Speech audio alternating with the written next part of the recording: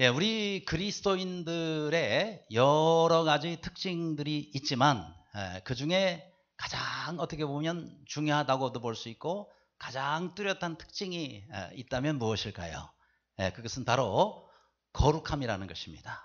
우리 그리스도인들은 하나님의 백성, 하나님의 자녀이기 때문에 하나님께서 거룩하신 것처럼 너희도 거룩하라. 그렇게 하나님이 말씀해 주셨습니다. 그래서 사실 우리 성도 한 사람 한 사람 우리가 성도라고 부르잖아요. 그 앞에 성도의 성자가 거룩할 성자입니다. 그래서 거룩한 무리들이다.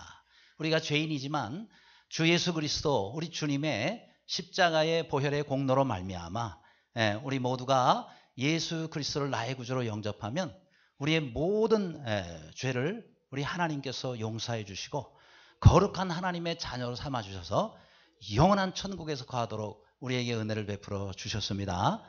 그것을 늘 감사하며 사시기를 간절히 바랍니다. 또 이 성도라고 부르는 것만이 아니라 우리가 늘 읽어보는 그 책도 성경이라고 부르잖아요. 그렇죠? 거룩한 책이다. 그래서 성경. 그 다음에 우리가 주일날 예배 드릴 때 성일이라고 거룩할 성자로도 붙입니다. 그 다음에 또 예배 드리는 곳은 또 성전이라고 거룩할 성자가 붙여져 있고 또 우리 하나님 아버지 성부 또 예수 그리스도 성자 또 하나님의 영 그리스도의 영 성령 그러니까 다 앞에 거룩할 성자가 붙어 있습니다. 그러니까 우리 그리스도인들의 삶은 거룩을 빼면 설명이 안 되는 거예요. 그렇죠? 그래서 우리의 삶에 거룩이 없다 그러면은 그거는 빈 껍데기밖에 되지 않는다라는 것입니다. 그래서 우리 그리스도인들의 신앙생활은 한마디로 거룩함을 좇아서 거룩한 삶을 사는 그런 삶이다라고 말할 수가 있습니다. 자, 그런데 우리가 하나님께서 우리를 사실 거룩하게 만드셨고 또 날마다 우리가 거룩하게 살기를 원하시는데 오늘 여기 민수기 15장 앞부분에도 그렇고 오늘 사실 우리가 읽은 22절부터 보면 계속 제사에 대해서 얘기 나옵니다. 무슨 제사가 있고 지내는 방법은 어떻게 하며 그 다음에 또 제물은 어떻게 하나님 앞에 드려야 된다. 사실 왜 하나님께서는 하나님의 백성들을 이렇게 제사 제도를 만들어서 어떤 때는 좀 힘들고 어렵게 자꾸 이 제사를 지내도록 하시냐. 제사를 왜 자꾸 드리라고 그러시느냐. 다른 게 아니에요. 우리가 이 땅에 살면서 특히 우리 영적 광야 생활을 하면서 범죄하고 죄를 짓지 않습니까? 그런데 이 죄 문제를 해결해야 우리가 하나님 앞에 설 수가 있단 말이에요. 죄를 문제를 해결해야 우리가 하나님 앞에 거룩한 삶을 살고 하나님과 교제할 수 있고 하나님의 은혜를 입을 수 있다 이 말이죠. 그런데 이 죄 문제를 해결하는 방법이 바로 제사인 것입니다. 우리가 제사를 통해서 나 대신에 짐승이 대신 내 죄를 담당해서 죽고 나는 그로 인해서 용서함 받고 하나님께 비로소 나갈 수가 있는 거예요. 그러니까 우리가 이 죄 문제를 해결하지 않으면 하나님께 갈 수 없고 또 거룩한 삶을 살 수가 우리가 없는 것입니다. 그래서 이렇게 제사에 대해서 쭉 말씀을 하고 있는 거예요. 그런데 그러면 하나님께서 원하시는 것이 뭐예요? 바로 우리 그리스도인들의 또 하나님의 자녀들의 거룩한 삶을 원하신다. 그러면 우리가 어떻게 살아야 거룩하게 사는 것이냐라는 것입니다. 첫 번째 바로 계명을 기억해야 된다라는 것입니다. 하나님의 말씀을 잊지 말고 기억해야 된다. 39절에 이술은 너희가 보고 여호와의 모든 계명을 기억하여 라고 말씀하고 있어요. 이 술이라는 것은 이렇게 우리가 옷감 같은 걸 짜가지고 그 술이라고 이렇게 표현하잖아요. 그런데 이스라엘 백성들은 옷의 끝쪽에다가 그걸 옷단이라 그래요. 옷단 그 끝에다가 그렇게 이 술을 달아가지고 그러고는 다녔단 말이죠. 그럼 왜 이스라엘 백성들은 술을 달아야 되느냐? 그것은 다름이 아니라 이 술을 통해서 사람들이 전부 옷에다가 이 술을 달고 그러고 다니니까 그 술을 보게 될 거 아니겠어요? 그걸 볼 때마다 뭘 생각하라고요? 하나님의 말씀. 하나님께서 우리에게 주신 이 계명 이것을 잊지 말고 기억하여 그 말씀대로 살도록 하기 위해서다라는 겁니다. 그렇죠? 그러니까 여러분 하나님께서 이스라엘 백성들에게 원하시는 것은 하나님의 말씀을 잊지 말고 늘 이 말씀대로 살도록 하기 위해서 그래서 이렇게 옷에다가 다 술을 그렇게 달도록 하셨다라는 것입니다. 그렇죠? 따라서 지금도 우리가 이렇게 옷에다가 술을 달고 다닐 필요는 없어요. 그보다도 여러분의 마음에, 여러분 심령 속에 하나님의 말씀을 새기고 그 말씀을 늘 잊지 않고 사는 모두가 되시기를 간절히 바랍니다. 자, 그런데 이스라엘 백성들은 또 하나님의 말씀을 그래서 잊지 않도록 하기 위해서 여러 가지 이렇게 또 장치들을 사실은 했습니다. 그 중에 몇 가지를 소개하면 먼저는 경문이라는 것입니다. 자, 여기 사진에 나와 있죠. 왼편에 보이는 줄에 매달린 게 저게 경문이에요. 그렇게 이만한 이렇게 그 사각형으로 돼 있고 또 징중변체처럼 이렇게 돼 있는 것도 있고 그렇습니다. 자, 저기에는요 하나님의 말씀이 새겨져 있어. 어떤 경우는 이제 히브리어 알파벳, 그게 이제 하나가 적혀 있어가지고 그걸 보면 그 말씀이 딱 생각나도록 이렇게 이제 만든 것이 경문입니다. 자, 그런데 저기에 끈을 매달아 가지고 이렇게 팔에다가 둘둘 말아서 그래서 여기다가 이렇게 차고 다니기도 하고 그런단 말이에요. 자, 우리가 보통 요즘에 손목시계들을 많이 차고 다니잖아요. 저도 지금 손목시계를 차고 있는데 뭐 늘 시간이 궁금할 때마다 손목시계를 보고서 시간을 확인합니다.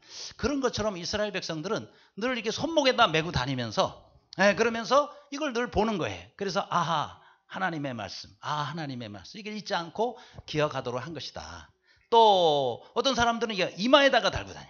이마에다가 딱 저거 줄 끈을 묶을 수 있죠. 이마에다가, 그러니까 더 잘 보이는 거죠. 손목은 이렇게 해야지만 보이지만 또 이 경문을 이마에다가 달면요 지나다니다가 얼굴에서 다 보이는 거예요. 그렇죠?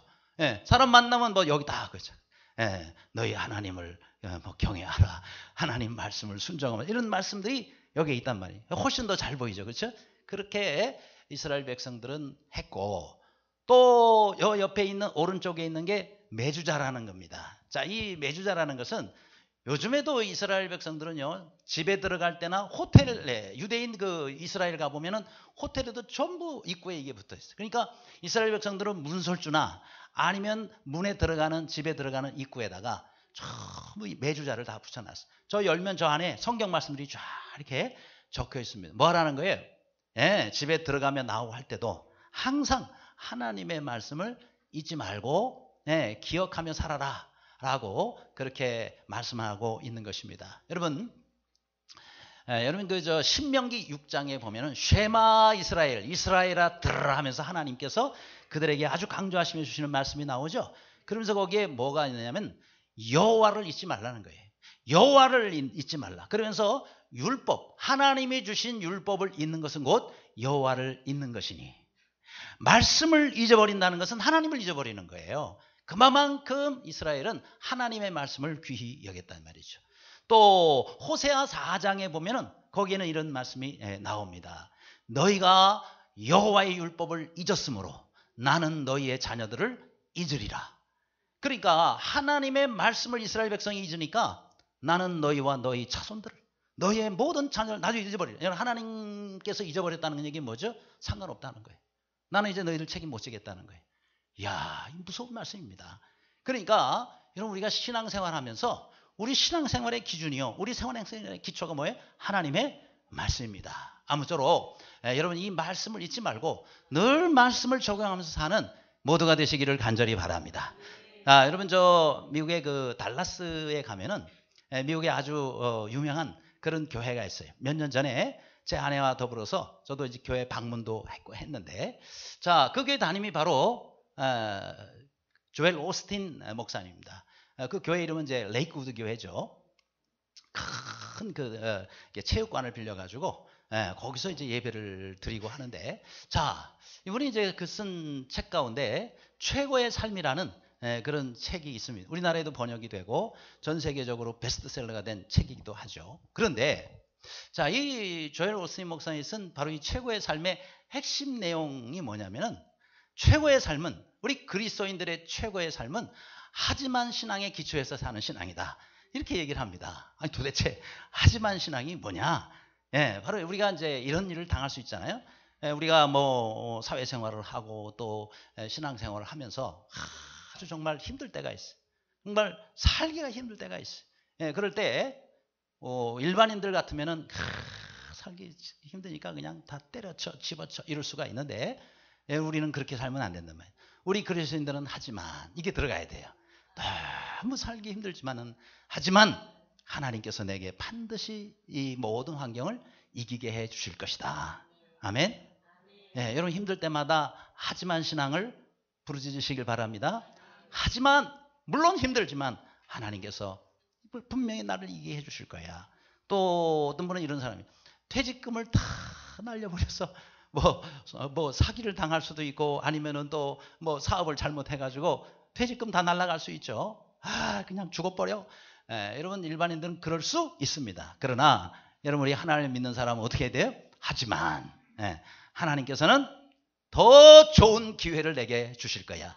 더 좋은 길로 나를 반드시 인도해 주실 거야. 이렇게 고백하며 믿음으로 산다 이 말이에요. 그렇게 사시기를 바랍니다. 또 어떤 사람은 큰 병에 걸렸어요. 큰 병에 낙심이 되는 겁니다. 우리도 믿는 사람도 병에 걸릴 수가 있잖아요. 그럴 때에 하지만 신앙을 가진 사람은 하지만 하나님께서는 반드시 병을 고쳐주실 거야. 아멘. 여러분들 큰 병이 안 걸리셨나 봐요. 병에 걸린 사람은 그냥 아멘 이렇게 할 텐데 그래서 병에 걸렸고 어떤 사고를 당할 수가 있잖아요. 하지만 우리 하나님께서는 반드시 낫게 해주시고 반드시 치유해 주실 거야. 왜요? 하나님께 기도함으로 나아가잖아요. 아버지 되시고 또 모든 이들을 고쳐주시고 회복하게 하시는 하나님께서 어찌 우리를 낫게 해주시 아니하겠습니까? 또 어떤 사람이 이런 사람이 자녀가 너무 안 되는 거예요. 이게 애가 또 하는 일마다 안 돼. 아이고 나가 죽어라 이러면 이렇게 일반 사람은 할 수가 있어요. 그러나 기도하는 여러분은 하나님의 자녀인 우리는 자녀들이 하는 일마다 안 돼요. 그럼 어떻게 해요? 하나님 지금은 얘가 이렇게 이렇지만은 이 아이를 하나님께서 앞으로 특별하게 사용해 주실 줄 믿습니다. 그렇게 우리 자녀를 하나님께 맡기고 하나님께 기도하며 나아가는 믿음의 사람들이 되기를 간절히 바랍니다.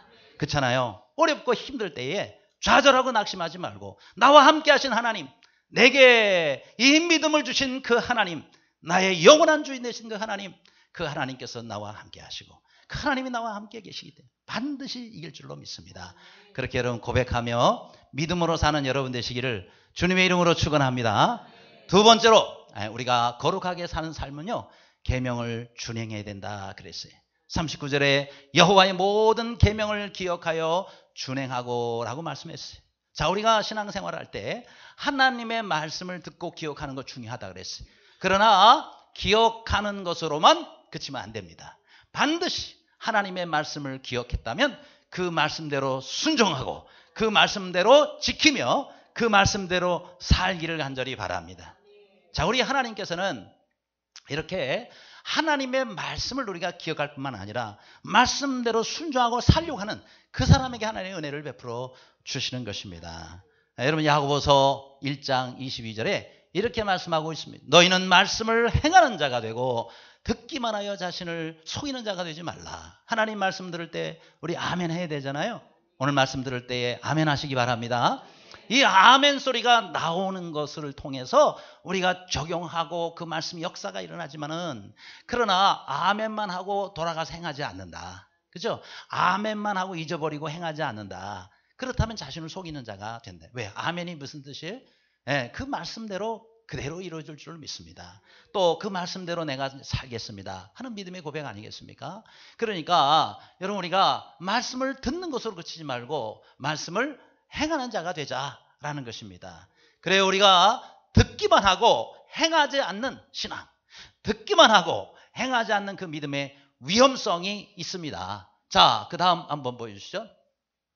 자, 우리가 하나님의 말씀을 우리가 들어요.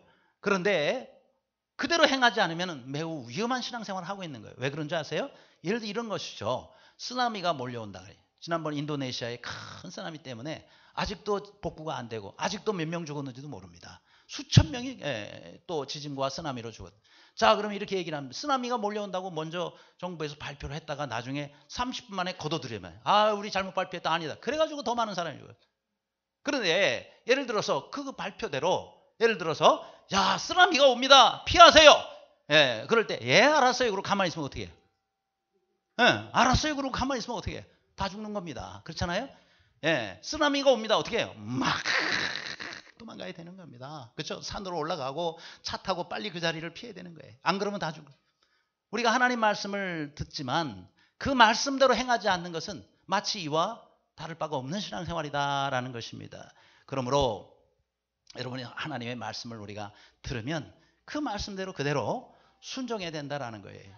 여러분 아브라함 아시잖아요. 아브라함이 어떻게 우리의 믿음의 조상이 되고 모든 축복의 표징이 되고 그런 인사가 됐느냐라는 거예요. 그것은 여기에 순종의 사람 아브라함이라는 겁니다. 아브라함은 한마디로 순종의 사람입니다. 그래요. 히브리서에 보니까 아브라함은 갈 바를 알지 못하고 떠났다 그랬어요. 하나님께서 가라 그랬는데 웬만한 사람은 어디로 가라고요. 아니 이거 다 정리해가지고 도대체 어디로 가라고. 본토 친척 아비 집을 떠나라고 하나님 말씀하시는데 처음에는 어디로 가라고 말씀 안 하죠. 여러분 같으면 아니 어디로 가라는 줄 알아야 떠나죠. 근데 아브라함은요 성경에 보니까 갈 바를 알지 못하고 순종하고 무조건 떠납니다. 하나님이 어련히 알아서 인도해 주시죠. 내가 떠나면 하나님 어련히 알아서 나중에 말씀해 주시지 않겠. 아멘. 그리고 순종하고 모든 것을 정리하고 떠나지 않습니까? 또 가나안 땅에 들어가서 하나님이 많은 은혜를 베풀어 주시지만 자녀가 없었단 말이죠. 그런데 100세가 돼서 하나님이 이삭을 주시지 않습니까? 얼마나 감사해요. 100세가 돼서 이제 아들 하나를 얻었는데. 그런데 하나님께서 오늘 날 그러는 거예요. 내 독자 이삭을 바쳐라. 모리아 산에 올라 그를 내게 번제로 바쳐라. 여러분 번제가 뭐예요? 죽이는 것만이 아니잖아요. 각을 뜨는 거예요. 그렇죠? 내장은 내장대로 꺼내고 피는 피대로 다 쏟게 하고 전부 짤로 각을 떠가지고 불로서 화제로 하나님 앞에 연기되어 바치는 것이 번제입니다. 야, 아니 사람이 그럼 주지나 마시지. 왜 줘놓고서 이런 그런 그 번제로 바치라고 하시겠어요?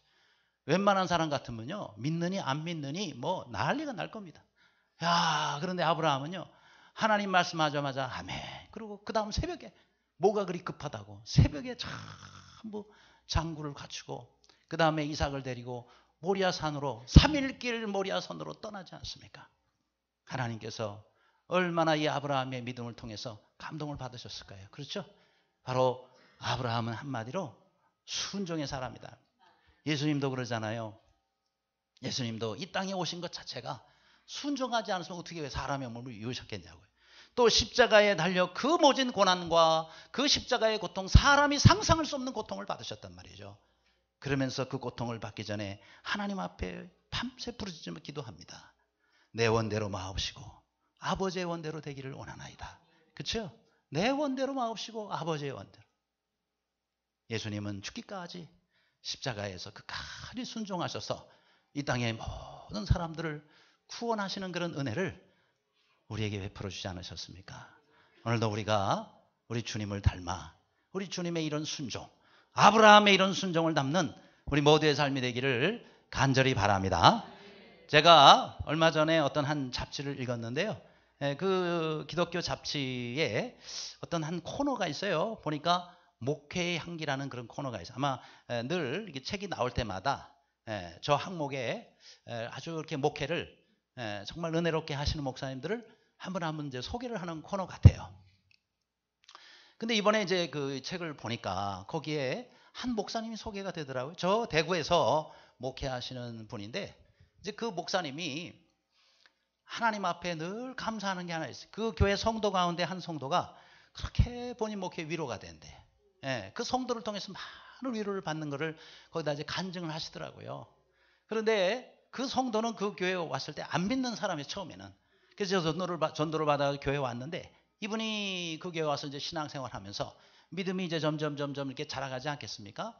그런데 그렇게 신앙생활을 하면서 처음에는 이분이 그 교회에서 제일 가난한 성도였대. 너무너무 먹고 살기조차도 힘들어 가난했대. 그런데 늘 하나님 앞에 나와서 또 기도하고 또 목사님 말씀 잘 순종하고 그렇게 하면서 이분이 점점 나중에 풀리더니 말이죠. 여러분 그 창문에 보면 창틀 있잖아요. 창틀 만드는 공장을 하시는 분이. 그래서 이 공장이 너무너무 잘 되는 거예요. 계속해서. 그래서 지금은 그 교회에서 제일 부자가 됐대요. 그래가지고 11조를 제일 많이 하는 성도가 됐대요. 그런데 그게 중요한 게 아니에요. 제가 그 말을 하려고 지금 이 말하는 게 아니고 중요한 것은 이 목사님이 왜 이 성도가 그렇게 큰 위로가 됐느냐는 거예요. 그것은 다름이 아니라 그분이 신앙생활 시작할 때부터 지금은 그분이 장로님이 되셨는데 지금 될 때까지 단 한 번도 목사님에게 아니요 그래 본 적이 없대. 목사님 뭐 한번 합시다 그러면은 이분은 지금까지 한 번도 목사님에게 아니요, 노 이래 본 적이 없다는 거예요. 그래서 이 목사님은 늘 새벽마다 그분을 위해서 기도하면서 이렇게 기도를 하는데, 하나님, 그분이 이제 강 장로님입니다. 강 장로가 복을 받지 않는다 그러면 이 땅에 누가 복을 받겠습니까? 그렇게 기도를 하신대요. 이야, 여러분, 목회자가요, 저도 목사고 새벽마다 성도님들을 위해서 기도하지만 하나님, 아무개 집사가 복을 안 받으면 누가 복을 받겠습니까? 이렇게 기도하기가 쉽지 않아요. 여러분, 제가 그렇게 기도할 수 있도록 기도해 주시기를 바랍니다. 아무쪼록 그래요. 그러니 목사님이 그렇게 기도하니 하나님께서 오직 가만히 계시겠어요? 얼마나 자신 있는 기도입니까? 아무쪼록 우리 교회 우리 성도님 한 분 한 분도 정말 하나님 앞에서 하나님 말씀이라면 언제든지 아멘하고 언제든지 순종하는 그런 순종의 성도가 되기를 주님의 이름으로 축원합니다. 자, 세 번째로 우리가 또 해야 할 그런 일이 있습니다. 그것은 뭐냐? 욕심을 따라 행하지 말자라는 것입니다. 자, 39절에 자신의 마음과 눈의 욕심을 따라 음행하지 않게 함이니라 라고 말씀하고 있습니다. 자, 우리가 거룩하게 살려면요, 욕심을 조심해야 돼요. 전부 죄가 욕심에서부터 시작되니 욕심이 잉태한 즉 죄를 낳고 죄가 장성한 즉 사망을 낳느니라 그랬습니다. 그래서 특별히 우리 욕심은 어디서부터 시작해요? 사람의 마음에서부터 시작합니다. 또 이 마음은요, 눈에 보는 것에 또 영향을 사실 많이 받습니다. 그래서 우리가 특별히 신앙생활 하는 사람은요, 정말 이 마음의 욕심과 또 눈에 보는 것을 참으로 주의해야 된다는 거예요. 왜냐? 다윗이 그랬잖아요. 다윗같이 훌륭하게 정말 하나님 사랑하고 하는 사람도 한 번 잘못 본 분에서 얼마나 그의 정말 하나님을 믿는 신앙생활에 큰 오점을 남깁니까? 그래서 성경에 보니까요, 이 다윗이 백성들 다 전장에 나가고 본인 혼자 이렇게 궁중 그 옥상에서, 우리 지붕은 전부 이런 식으로 많이 되어 있지만은 이스라엘의 옥상은 이렇게 스라브처럼 되어 있습니다. 평평해요. 거기 올라가 가지고 저녁에 잘 것이지 왜 나와가지고 이리저리 돌아다니고 있냐 이 말이에요. 저녁 때. 그런데 저 밑에 보니까 저기서 한 여인이 목욕하는 것을 보게 된 거예요. 그래 보니까 성경에 다윗이 보니라고 해. 보는 게 참 문제예요. 그래서 문제가 생기고 또 사고가 생겼습니다. 그런데요, 성경에 거기만이 아니라 창세기도 보면 선악과를 먹으면 안 되잖아요. 하나님이 다 너희가 임의로 뭐든지 임의로 먹되 동산 중앙에 있는 선악을 알게 하는 나무의 실과는 먹지 말라 그랬단 말이에요. 그런데 거기서 뭐라 그래요? 그 여자가 그 나무를 본즉 그렇게 나와요. 왜 보고 그래요? 하기야은 사탄이 그 역사에서 그렇지만은 그 전에 그냥 지나던 여자가 그 나무를 본즉 먹음직도 하고 보암직도 하고 지혜롭게 할 만큼 탐스럽기도 한 나무인지라. 그래가지고 그거 먹고 남편에 죽고 같이 하나님 앞에 범죄하는 그런 일이 생겼다는 거예요. 그러니까 보는 걸 참 조심해야 돼요. 보는 거를. 그래서 예수님도 여자를 보고 음욕을 품는 자마다 마음에 이미 간음하였느니라 라고 말씀하잖아요. 그래서 제가 아는 어떤 한 선배는요, 청년 시절에 믿음의 선배가 있는, 그 선배는요, 자기에게 그런 그 결심을 했다는 거예요. 여러분, 욥기 31장 1절 말씀 한번 보겠습니다. 나는 내가 내 눈과 약속하였느니 어찌 처녀에게 주목하랴 그랬어요. 욥은 눈과 하나님 앞에 약속을 했대. 어찌 처녀에게 여기 주목한다는 거는 뚫어지게 바라보는 거예요. 왜 그렇게 보는지는 모르겠어요. 근데 이게 문제가 되는 겁니다. 그렇죠? 그래서 제 아까 얘기한 그 선배는요, 자기 눈과 약속을 했대요. 어떤 여인이든지, 엄마를 빼놓고는 어떤 여인이든지 2번 이상 보지 않겠다. 이걸 적용을 했어요. 2번 이상 보지 않겠다. 저한테 얘기를 하죠. 2번 이상 안 본. 물론 지나가는 건 어떡하겠어요? 눈 감고 살 수는 없고 지나가는 건 볼 수 있어요. 그런데 지나가고 난 다음에 어디 이거는 두 번째 보는 거는 뭔가 다른 마음을 가지고 볼 수 있기 때문에 아예 안 보겠다. 그렇게 적용을 하는데, 이렇게 저도 이렇게 적용을 해서 살다 보니까 사람들이 참 이상해요. 왜 그러냐. 그렇게까지 꼭 해야 되느냐. 여러분, 우리가 그렇게까지 해야 내가 막을 수 있는 거죠. 그렇죠? 그래서 어쨌든 그렇게 적용하고는 그 마음을 우리가 이해할 수 있지 않겠습니까? 우리 눈 따라 살면 안 되는 거예요. 그럼 뭐에 따라 살았냐? 성령 따라 사시기를 바랍니다. 성령을 따라 사는 거예요. 그래서 우리가 육체의 욕심을 이기는 길은 다른 게 아니라 성령을 따라 사는 거예요. 내 마음을 따라가는 것도 아니고, 내 눈을 따라가는 것도 안 되고, 내 감정을 따라가는 것도 안 되고, 성령을 따라 살자라는 겁니다. 한번 따라 하시기 바랍니다. 육체를 따라 살지 말고 성령을 따라 살자. 그렇게 사시기를 바랍니다. 그래서 여기 갈라디아 5장 16절 말씀, 성령을 따라 행하라. 그리하면 육체의 욕심을 이루지 아니하리라.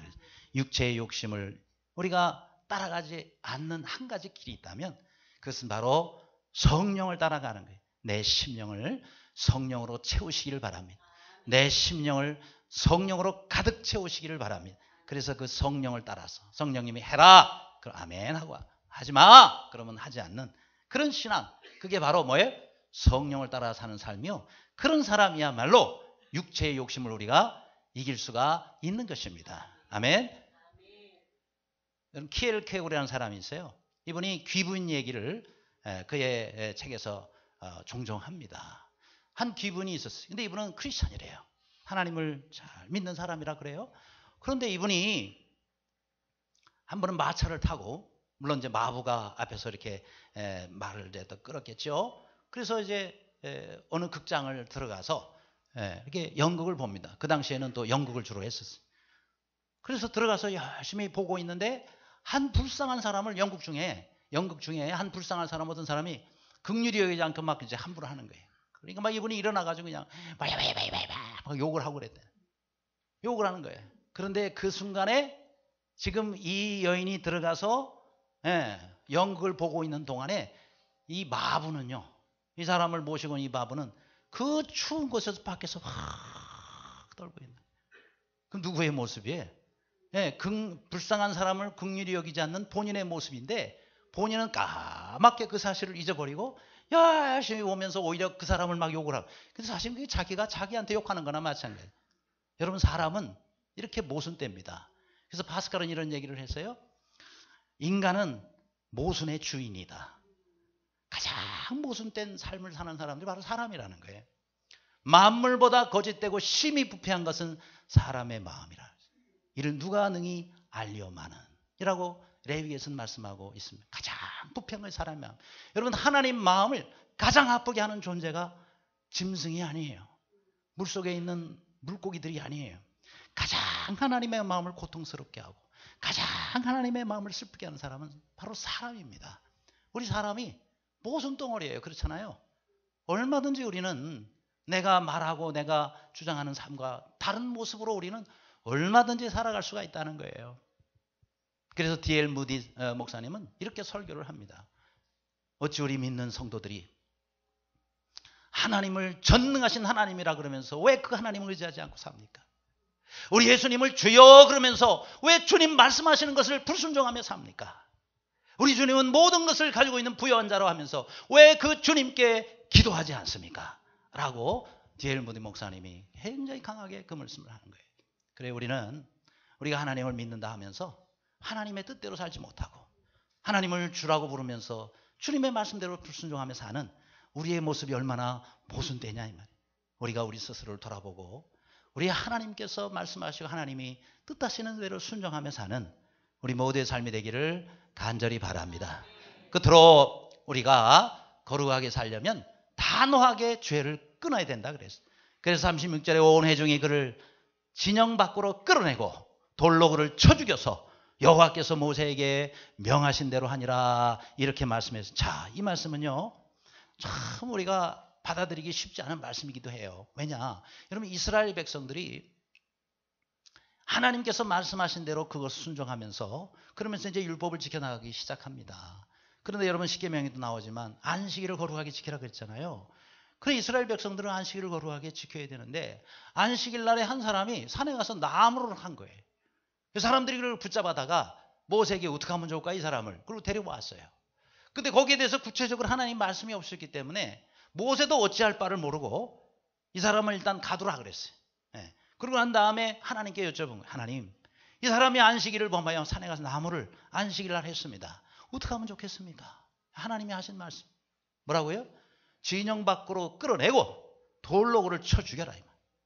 야, 모세가 순종합니다. 우리가 어떻게 생각하면 야, 세상에 하나님 너무 잔인하시지. 어떻게 안식일에 나무 하나 했다고 저렇게 돌로 쳐 죽이는. 여러분, 돌로 쳐 죽이는 건요, 칼로 한번 찔러서 죽이는 거하고 완전히 차원이 달라요. 여러분, 이웃을 붙잡아다 놓고 잘하는 사람, 그 사람 앉혀놓고 안식일에 나무 했다고 돌로 그냥 막 사람들이 쳐서 죽이는. 여기 터지고 여기 터지고 피가 흐르고 말이에요. 그런데도 또 쳐서 이 사람을 완전히 돌로 쳐서 죽인다. 정말 잔인한 죽임이에요. 왜 우리 하나님께서는 그렇게 하라고 하셨어? 하나님 너무나 잔인하신 분이십니까? 아니에요. 하나님이 저렇게 하라 하신 것은 다름이 아니에요. 바로 이스라엘 백성들 가운데 단 하나의 죄도 허락해서는 안 된다는 거예요. 작은 하나의 죄더라도 그걸 그냥 용납하는 순간 다 이제 안식일을 범하게 돼요. 그럼 이스라엘 백성들이 망하게 되는 거예요. 이스라엘 전체가 무너지게 되는 거예요. 그래서 하나님께서는 이스라엘 거룩한 백성들의 이 공동체를 살리기 위해서 그렇게 죄를 끊어버리라 라고 말씀한 겁니다. 오늘 우리도 마찬가지 아니겠어요? 우리가 큰 죄 때문에 무너지는 것이 아니라 정말 작은 죄 하나 때문에 무너지는 거예요. 천리뚜기 개미구멍 하나에 무너진다고 그러지 않습니까? 따라서 여러분, 우리가 하나님이 죄에 대해서 생각하는 것처럼 우리도 죄에 대해서 그런 반응을 하지 않으면 우리가 이 땅에서 거룩한 삶을 사는 것이 얼마나 어려운 일이 될 수가 있습니까? 롯의 아내가 소돔과 고모라 성이 하나님의 진노를 받아 유황불로 멸망합니다. 떠나라 그럽니다. 다 살았어요. 그런데 한 가지 주의사항, 절대로 뒤를 돌아다보지 말아라. 왜요? 미련이 남아있으면 얼마든지 아까운 것들, 아이고 사람들 다 죽네, 이럴 수가 있다. 그러나 떠나라는 거예요. 죄악된 도성에서 떠나라는 거예요. 떠나다가 롯의 아내가 뒤를 돌아다보는 순간 송기둥이 되어버리지 않습니까? 오늘 우리도 세상의 이 미련 따라가다가 죽는 거예요. 따라가다가 함께 망하는 것입니다. 작은 죄를 조심해야 돼요. 그래서 예수님 뭐예요? 내 눈이 너로 하여금 범죄케 하거든 빼버려라. 두 눈을 가지고 너희가 지옥 가는 것보다 눈 없이 천국 가는 게 더 나으니라. 내 손이 너를 범죄하거든 잘라버려라. 온전한 손을 가지고 지옥 가는 것보다 손 하나 없이 천국 가는 것이 나으니라. 여러분, 물론 팔자라고 눈 뽑았다 그래서 그게 우리 몸이 천국으로 그대로 가는 것은 아니죠. 왜 그 말씀을 하시죠? 그만큼 우리가 죄에 대해서 철저하게 해야 된다는 것을 말씀하고 있는 겁니다. 천국 가면요, 눈 없이 가도 거기서 다 볼 수가 있고 손 없이 가도 다 우리가 어떤 것이든지 할 수 있는 것이 하나님 나라입니다. 중요한 것은 이 땅에 범죄하는 것들을 끊어버려라 라는 거예요. 그래서 여러분, 데살로니가전서 5장 22절에 보면은 거기에 악은 어떤 모양이라도 버리라 그래서 한번 따라 하실래요? 악은 어떤 모양이라도 버리라. 흉내도 내지 말라 이 말이죠. 그렇죠? 여러분, 러스킨이라는 사람이 있습니다. 존 러스킨, 영국 사람인데요. 이분의 그 순종학습이라는 게 있어요. 자, 이분은 아주 유명한 사회학자며 화가면서 또 건축가이기도 하고, 그리고 많은 사람들에게 아주 좋은 영향을 끼친 분입니다. 이분이 남긴 여러 가지 명언들이 있는데요.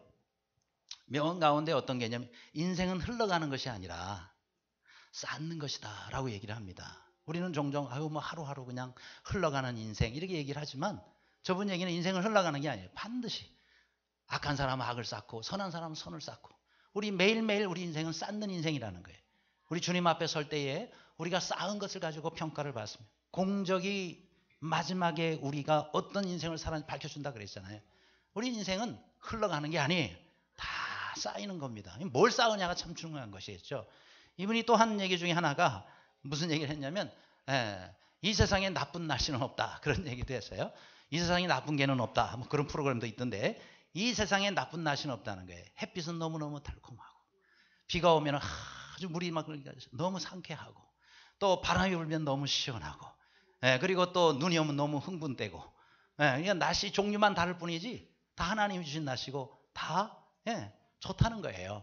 그러니까 내가 생각할 때에 좋은 날씨 나쁜 날씨지 사실은 하나님께서 다 허락하신 날씨므로 여러분, 그런 날씨 주신 하나님께 우리가 늘 감사하며 살 수 있기를 바랍니다. 모든 날씨 사실 우리가 감사하며 살아야 돼. 지난 여름에 너무 더우니까 태풍이라도 왔으면 그러잖아요. 아무튼 하나님이 주시는 날씨, 이분이 그런 얘기를 했습니다. 근데 이분이요, 어린 시절에 아주 중요한 한 가지 순종에 대한 교훈을 받았대. 뭐냐, 어린 시절에 집이 이제 그때 아마 겨울이었던가 보죠. 이 난로에다가 청동 주전자를 올려놓고 물을 끓이고 있었는가 봐요. 물이 막 끓으니까 뚜껑이 달달달 하면서 막 그럴 거 아니에요. 너무 싱거하고 좋아 보여가지고 그거를 만지려고 손을 댈라 그래. 엄마가 어떻게 해요? 손 뒤로 빼! 뒤어! 근데 자기 머릿속엔 딘다는 개념이 없는 거예요. 그게 신기하니까 자꾸 만지고 싶어요. 그래서 글을 그렇게 썼더라고요. 내가 반드시 저걸 만지고야 말리라 결심했대요. 그래가지고 좀 만질라 그러니까 유모가 안 돼! 그러고는 얘를 안고 그냥 밖으로 나가려 그러대. 와, 안 돼! 만질 거야. 엄마가 얘기해. 유모, 놔두세요. 왜요? 놔두시라고요. 걔가 저거 손을 한번 만져봐야 돼요. 그래가지고 이리 와. 너 이거 굉장히 만지고 싶지? 만져. 손을 만졌다. 어떻게 됐을까요? 다 뒤어버렸어요. 그래가지고 이 손이 낫는 날까지 자기는 자유로운 인생이 책임져야 하는 것을 배웠다는 거예요. 여러분, 사람은요 자유예요. 하고 싶은 대로 하세요. 책임을 지셔야 돼요. 엄마가 하지 말라고 말렸을 때는 다 나를 위해서 말리는 거예요. 그런데 만져야 되고 만지면 당하는 거죠. 그렇죠? 우리 하나님이 우리에게 뭐 하지 말라 그러면은 하나님을 위해서가 아니에요. 나를 위해서 하지 말라는 거예요. 나를 위해서 죄 짓지 말라는 거예요. 그런데 왜 안 돼! 해야 돼! 하고 하는 순간 뒤어봐야 돼요. 그래야 내가 이제 평생에 내가 이제 다시는 내가 하지 말아야지. 그렇게 해서 자기는 큰 교훈을 깨달았다는 거예요. 그렇다고 오늘부터 우리 자녀들 놔둬야지 이렇게 하면 또 곤란하겠지만 자기가 그렇게 배운 거예요. 자, 우리의 삶도 하나님께서 말릴 때는 순종하시기를 바랍니다. 그걸 통해서 우리가 하나님께 더 가까이 나아가고 또 하나님 어떤 분이신지를 알고 우리 하나님께서 우리에게 말씀하신 거룩의 삶을 살 수가 있는 겁니다. 주님께서 말씀하신 대로 이 땅 가운데서 참으로 거룩하게 사는 모두가 되시길 주님의 이름으로 축원합니다. 기도하겠습니다.